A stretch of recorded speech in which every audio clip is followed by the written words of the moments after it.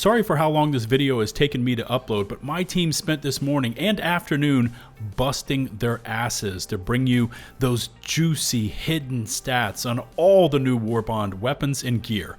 You know, things like demo force, durable damage, armor pen, the things that really matter, and we've got a whole lot more for you here as well, along with my thoughts from the early test we put in with these new items so that you can stay better informed as to what's going on behind the scenes with these latest offerings.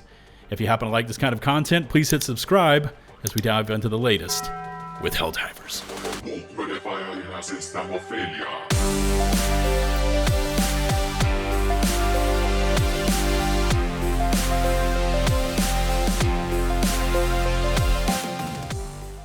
All right, the legendary Warhammer 40k Helldivers Castellan's Creed Warbond is here, and I've spent this morning and afternoon testing out all the items so you can get a better idea of what's what when it comes down to this Warbond. Plus, listen to this, I've got an added bonus for you. My team has also been busy getting you the extra hidden stats that you can't find in the game.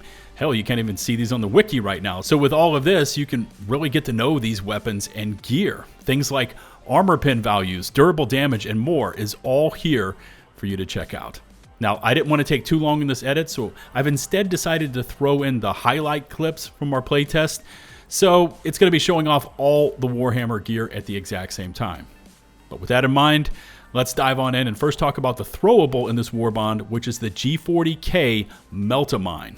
This mine pushes out 2,000 damage, has armor pin 7, which is anti-tank 3, and has both 40 demo force and 40 demo strength.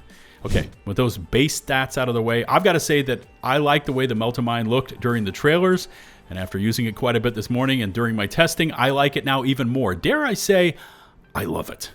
The amount of just sheer, unadulterated, raw power the MELTAMINE fires upwards is incredible.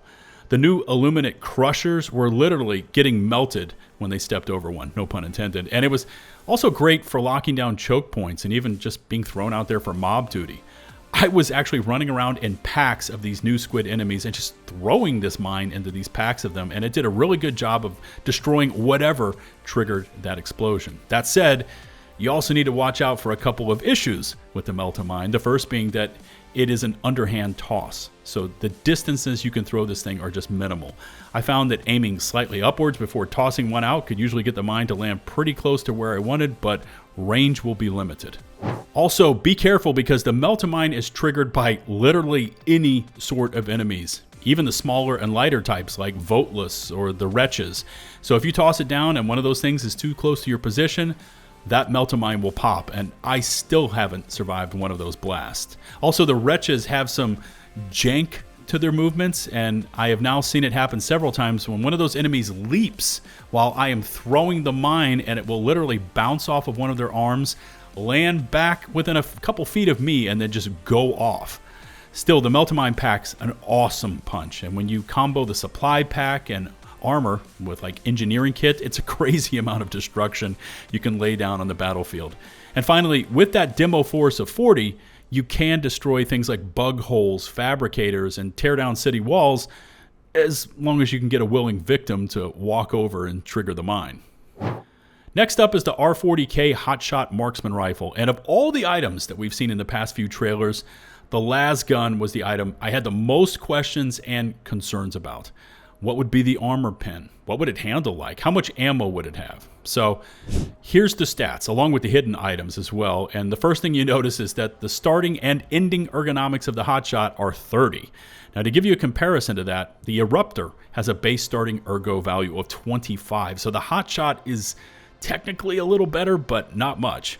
Also, since it's a legendary weapon, there's no customization available here. So the only way to make this weapon handle any better is to wear armor with ergo built into it, like Peak Physique or the new Warhammer armor with True Grit as the passive. Anyways, more on that in a moment.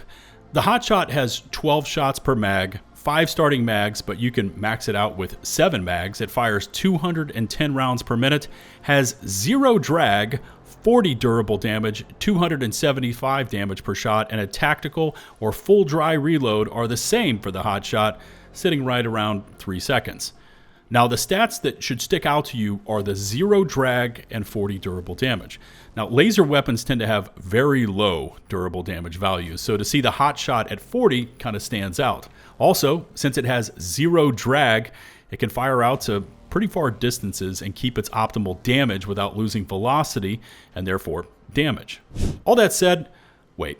Let me first say this, that I'm not a fan of marksman rifles in general, so the hot shot kind of lands as okay, at least for me and my playstyle. I mean, it hits targets well enough, and while wearing an ergo armor, it behaves much better, but in many regards, it feels like a lesser side grade, or at least just a side grade of the DCS. I'm using it here versus the squid, and I know that many players only bring out marksman rifles versus the automatons to plunk off those headshots, but you know, it's one of those weapons where I can equip and use it, and I can't make it work, but I don't feel that oomph from it when I'm hitting targets. Know what I mean? I shoot, and it doesn't give me a real sense of connecting with the weapon. Now, I'm sure there will be some of you out there that love it, while others are split, and still others will not like it, and maybe if I could upgrade and customize the weapon, I would feel better to use it. But again, I really wasn't feeling it with this lasgun. Whereas again, the hot shot wasn't really my cup of tea. The MELTAGUN made me feel right at home, as I like to get in close and personal with my targets. And this thing is simply brutal when it comes to dishing out punishment. Check out these stats, including the hidden values here as well. The 40k MELTAGUN pushes out an impressive 2,600 damage and, no, that's not a typo, 2,600 durable damage as well, along with Armor Pen 7, which is anti-tank level 3. It can also be reloaded on the move, which is super clutch. While you're being swarmed, it has 3 shots per reload, and there's also a 0.5 or half second windup between when you hit the trigger and once the beam fires out of the weapon. 2,600 damage along with the same value for durable damage is wild, and once you get a feel for the range of this weapon, you'll be using it on elite and chaff level targets all the same.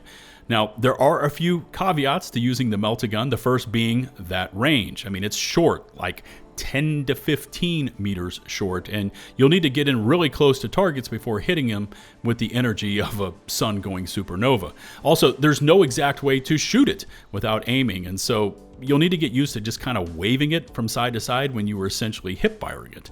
I didn't include it on the stats slide here, but the ergonomics of this thing are set at 10, which seems to get worse once you let the death beam loose and out of the weapon.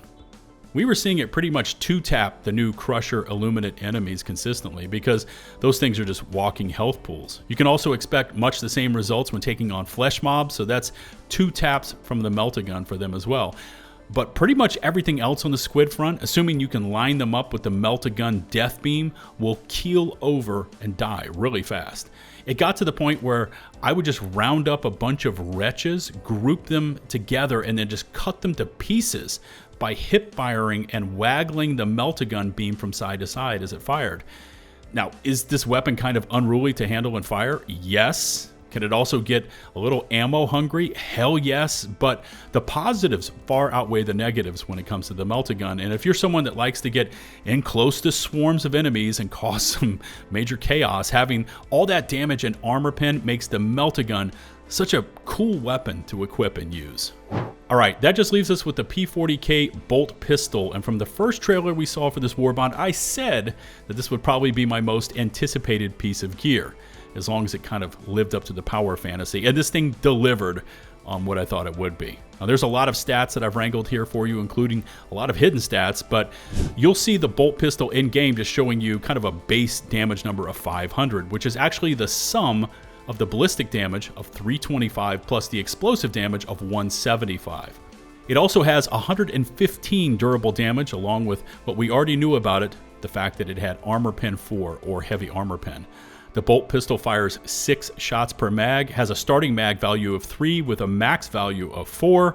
It also has low ergonomics, sitting at 30, and a slow rate of fire of just 150. And finally, the demo strength is 40, but listen to this, the demo force is 35. Now for the explosive element, we already knew that it has 175 explosive damage, with the explosions having a 1 meter inner radius and a 3.5 meter outer radius, and the explosion itself is actually Armor Pen 3.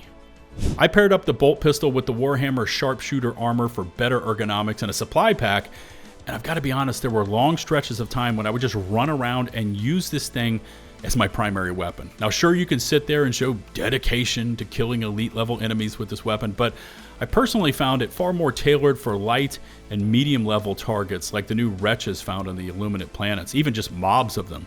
But instead of just trying to go for full precision, I was bouncing rounds into mobs and even using a next to them is close enough philosophy. And with this weapon stats, you just see targets either immediately crumple over or get staggered, which is great when you need to buy some time and create some space between you and like 30 bioraptors.